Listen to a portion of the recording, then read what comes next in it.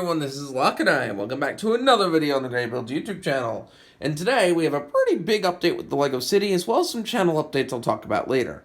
First off, you're probably going to notice that one of the two skyscrapers from this city has been basically taken down, and that's mainly because I just wanted one tall skyscraper, and I don't want very many tall buildings towards the front of the city.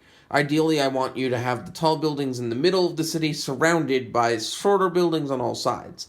So temporarily, I decided just to cover the rest of this area up with sidewalk, as well as the rest of the area back here as well, and add a little bit of a porta potty there, just so that way you can kind of get the hint that there will be things built there in the future. And, of course, what I did with the parts from that previous skyscraper was I built this. We're currently looking at it from the back side.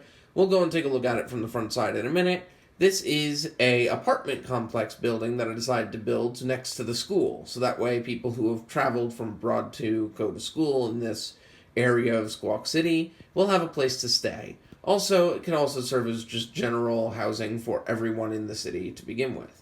I did a pretty cool semicircle window for the first two stories. The third story has a balcony, and then there's also a rooftop balcony that I might add some rooftop gardens to later as I get to the finer details of the city. Now let's go take a look at the front of it and move on to the next projects as well. So here's the front of that building, and it looks really plain. On the side I do have some windows, but the main reason for making this look plain is because I based this sort of like dormitory building off of the dormitories at the college I went to for a while. And they were just very bland buildings with very bland coverings. However, this plain space will allow me to be able to add in some future billboard designs when I get around to doing that as well. I've started digitally designing some of them, so you might be able to see a few of them in the city soon. Now moving over next to it, we have pretty much everything being the same here, but if we take a look over here by the main area, by the sort of temple area, we have a little bit more seating out here that I've placed in with some tables. I might add some drinks and food to them later. And we still have the chicken here because it's still springtime after recording of this time of this video. Now, moving to the other side, we have this massive building made with all these masonry brick pieces that I've gotten off of the pick-a-brick wall at the LEGO store. So, I'm going to go back around to the other side now because it's much easier to see this from this way, but I did want to take note that I did finish off all the sidewalks over here as well, and add some grass in between the train tracks. We'll go back to that later, though. So, without further ado, let's take a look at the front of this building so we can tell you what it is. So, now that we've moved back to the other side, you can kind of see what we're going to talk about next, but first off, I wanted to go and talk quickly about the front of this building, which will be the mall for my LEGO City. I wanted to have a mall or a department store style of buildings that people have a place to go and buy anything they could possibly need, because I really don't have a lot of stores for like general goods, so there's 3 stores in this. And the interior detail I'm going to be designing in a separate display because, as with most of these buildings, it's much easier to use separate displays for stop animation. Now, in terms of this building, I want to ideally have the first story focused on household appliances and furniture and other household stuff. The second story is going to be focused on clothing. And the third story is going to be 100% all toys because, well, I may be a little bit of a toy collector myself, so why not make a place for people in the LEGO City to go and also collect their favorite toys.